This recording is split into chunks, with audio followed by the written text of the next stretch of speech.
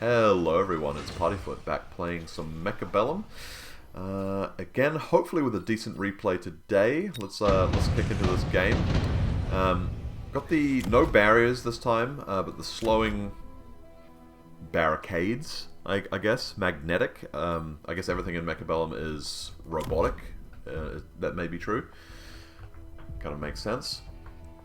Okay, me and my opponent setting up. We've got our tarantular crab set up on the far side, so lots of legs. Whereas on our side we're going for quadrupeds and rollers. And actually, what are crawlers? I guess they're also quadrupeds, it looks like. So yeah, well, technically tarantulas are also quadrupeds. And actually, you know what? Everyone's a quadruped. So, you know, crabs depicted may not depict crabs. We're going for a headbutt here. A really dense headbutt on my opponent's side. Really, really tight configuration. And one late crab on the far side. Maybe to just catch stuff. Does this work well? I think crabs are pretty strong against like a pretty decent variety of things, but does a crab... I don't know if a crab like beats crawlers, does it? It could. Ooh, good. Immediately latching onto the crabs. Double crabs down. Tarantulas getting locked. Okay, strong start to the headbutt for us. What was that? Did you see that? There was like a Homelander coming in or something. Over here, Mr. Krabs is making his way into the barrier. Oh, he can shoot over the barrier, which is unfortunate for our defensive placement, but we get no say in that. Oh yes, the tediousness with which the slowing effect takes in. Actually, you know, it's quite useful when, you know, everything's riding on it. Let's get over here. Come on, get that ball on there. Yeah, latch on.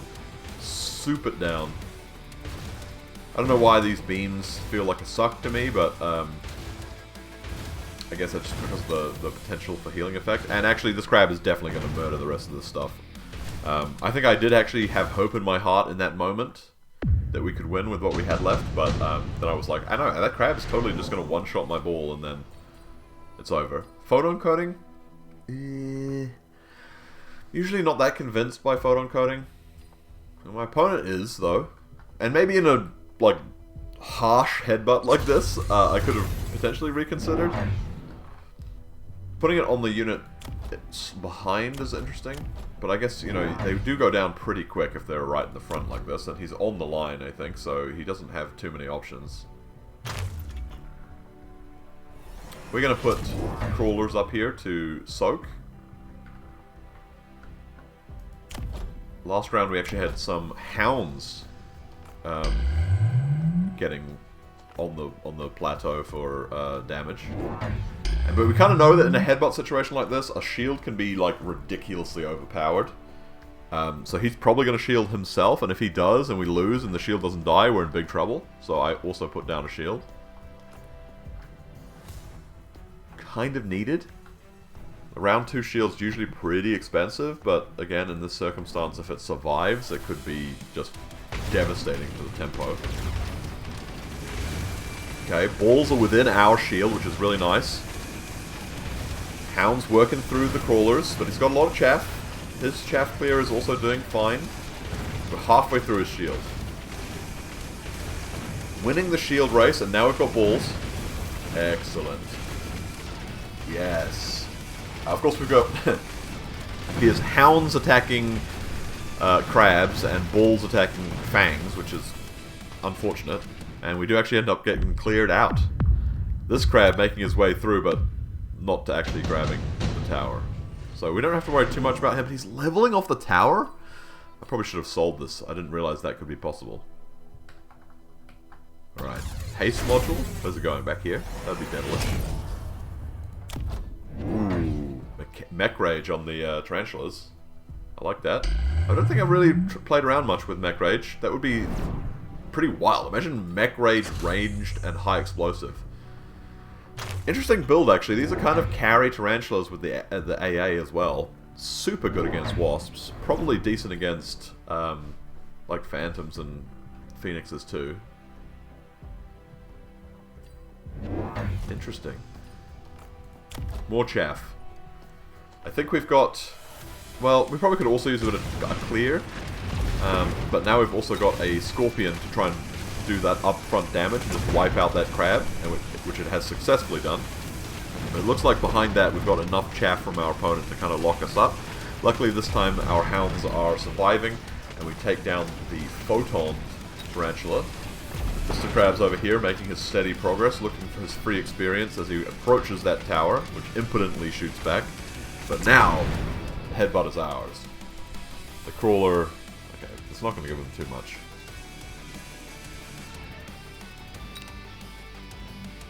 The crawler's made the difference in terms of soaking up stuff.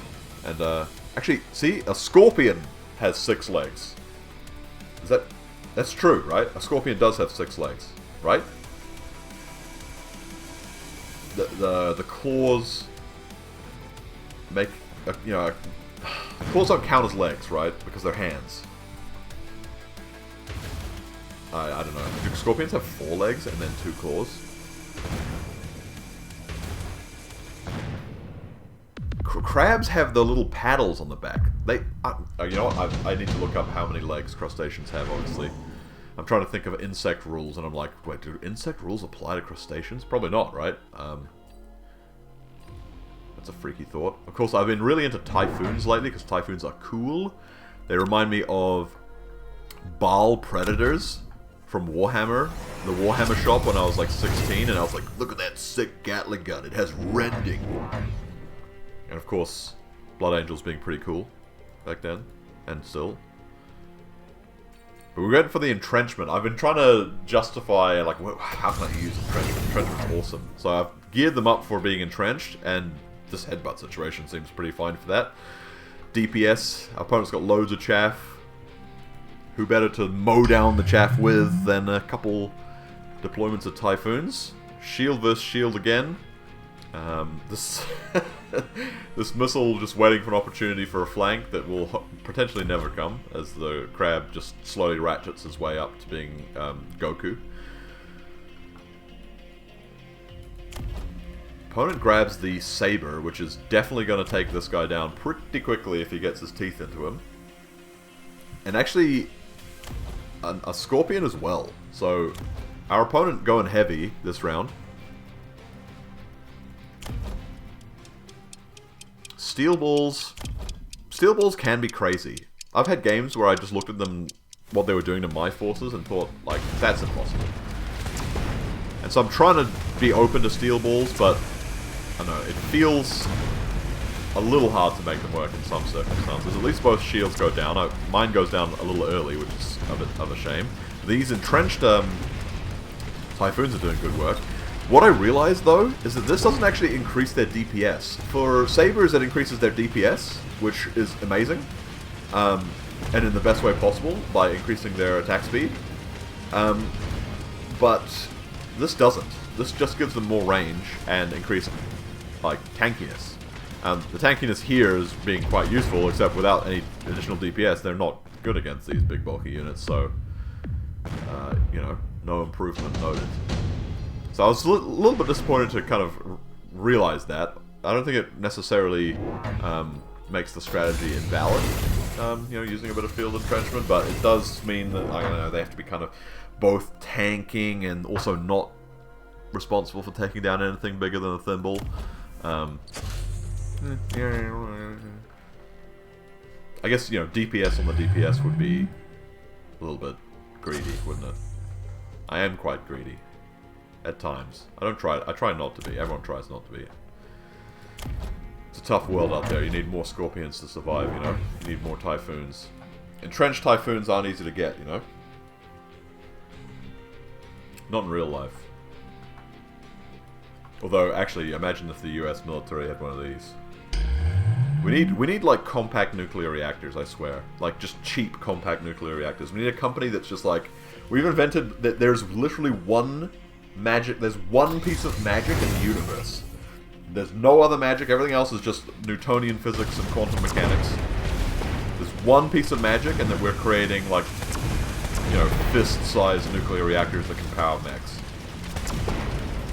And you know, and then we can to be honest, we also need a dense alloy that can, you know, make these things probably happen quite the way that they're depicted. Yeah, we're not winning. The bulk of his big boys are still very much standing up. Gaming Boy is slapping us around a little bit. With those surviving big boys as well, we do take a bit of extra damage. So, not ideal. We figured that we could get a little bit more chaff out of having some sledgehammers as the pick. So we've got chaff clear and chaff, and I think our strategy is to get more scorpions as well. I've been trying to make scorpions, you know, trying to make a bit of use of scorpions. I wanted to use that convergent ability they have, this one here, convergent fire, that our opponent has, and try to do like single target long range DPS. It also occurred to me to do that with fortresses, but on both units I don't really like that build. Losing the splash, yeah, I've seen it backfire.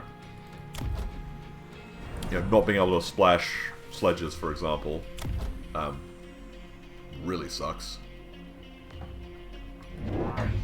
So you kind of have to do it against a specific composition. You can't just blindly, you know, pick the stuff and hope it's going to work. More scorpions out of our opponent. Loads of chaff. We go for a bit of a flanking position over here. Try to turn our opponent's guns away from our main force a little bit. Hopefully distract some of their chaff. Maybe make it a little bit more piecemeal and give our boys a little bit more uptime. Now with their scrap wreckage detonation. Shields go up again. This time I don't have any shields, but we get through theirs in a reasonable amount of time, thanks to this corpse. And the wreckage recycling means that we definitely clear out anything in range pretty quickly, but we are also not advancing due to the entrenchment. Entrenchment starts breaking. Our units get locked onto sledge saber-tooths rather than chaff. Oh, yeah. Oh, look at that DPS, that AoE DPS. Okay. Give me one good shot. No. Yeah, we really need to start actually pressing this tide back. Yeah, we've still basically completely neglected the flank, both of us.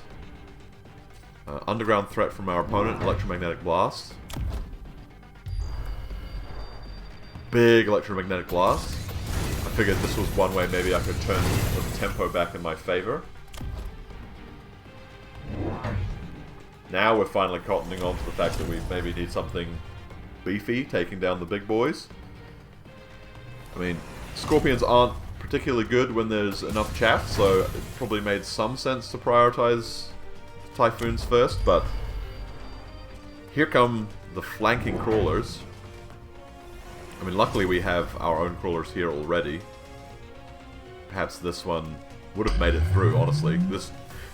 Sometimes with these spells, the units come out piecemeal enough that the missile will come down, strike, and then some more will still be in the back.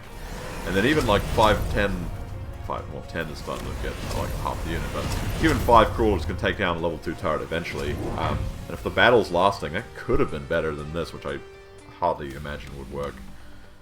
Let's see.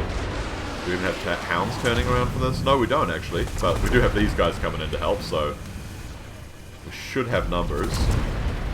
Although, actually, is it multiple? This guy as well. Yeah, there's no chance. In fact, he might even have given that guy a little bit more uptime in his entrenchment, but not that it was going to last forever.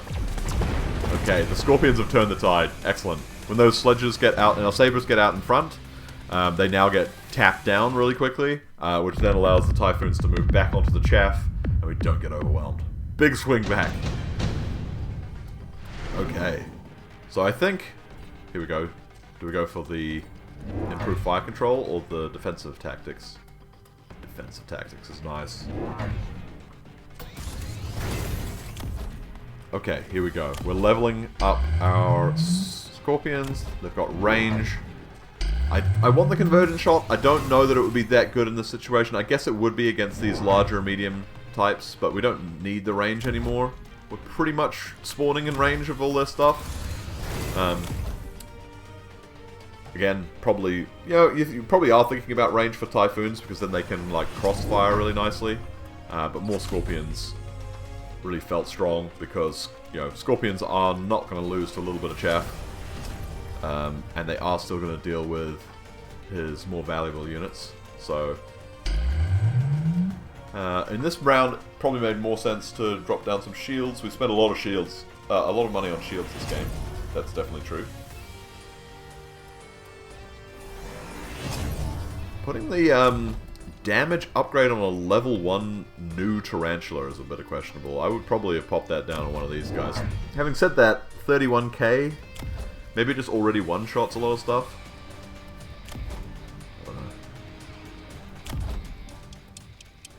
I don't know. Maybe that's alright. I mean, does it actually break a threshold? No. You're already one-shotting crawlers, so... Do a little bit more of a deeper flank, pulling a lot of chaff back. Oh, look at that. Look at the spray of bullets. Rending bullets coming out. Then the Tarantulas get exposed. Our line of Scorpions take the shot. This guy's surviving like crazy, though. Look at this regeneration. Multiple big hits. His Scorpions are also firing back. We're running out of stuff in the line. Tank's going down. Oh, it's neck and neck here. It's so neck and neck. Oh, Typhoon goes down. There's still chaff over here. The shots just have enough AoE to clear it. Oh! A fraction of a percent of HP. Oh my gosh. But it's not over. Okay. Now we really both are critical. So, who's going to win? That's the big question. I take out my sometimes regular insurance policy of just Big Phoenix. He puts down a War Factory and I have 2 Big Phoenix. Frankly, I don't care. What I was worried about here was that he would place he would also pick those 2 Phoenix and just put them here. Or put them here. And I was like, that would suck. So, what if I put my Phoenixes over here so that they'll intercept on this side, and then some Phoenixes over here as they spawn in, they should be able to still murk those high-level ones. But I was really worried about him doing that. He should have been worried about it too. If I'd done the same thing, we would have also probably won. Both of us were just absolutely unbelievable in our ignorance of the flank. I mean, I kept my turret up at least, and have a level 3 turret with a thing. Not attacking this is ridiculous. You know what? We're making an awesome front line of sick Typhoons with Amp Core. They're shooting stuff down, and it's awesome. We got the double shot on the Scorps. Sometimes I have a couple hundred left, like 100 or... Like 300 is a sweet spot where a lot of techs start costing 300. But 100 or 200 is really an awkward amount of money. You can't buy one of these. Like, this stuff's useless. Maybe you can grab this, but if you already have, Alright. Yes, big money. Fire. Whoa. Yeah.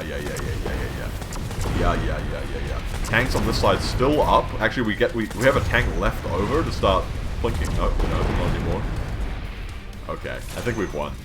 I think we've done this. I think we actually have. Unlike the last time, this is our comeback. Scorps beat Scorps, dude. Don't try to counter my Scorps with your Scorps. You'll be a fool. Gaming Boy's not a fool. But, yeah, thank you very much for watching, and we'll catch you in the next one.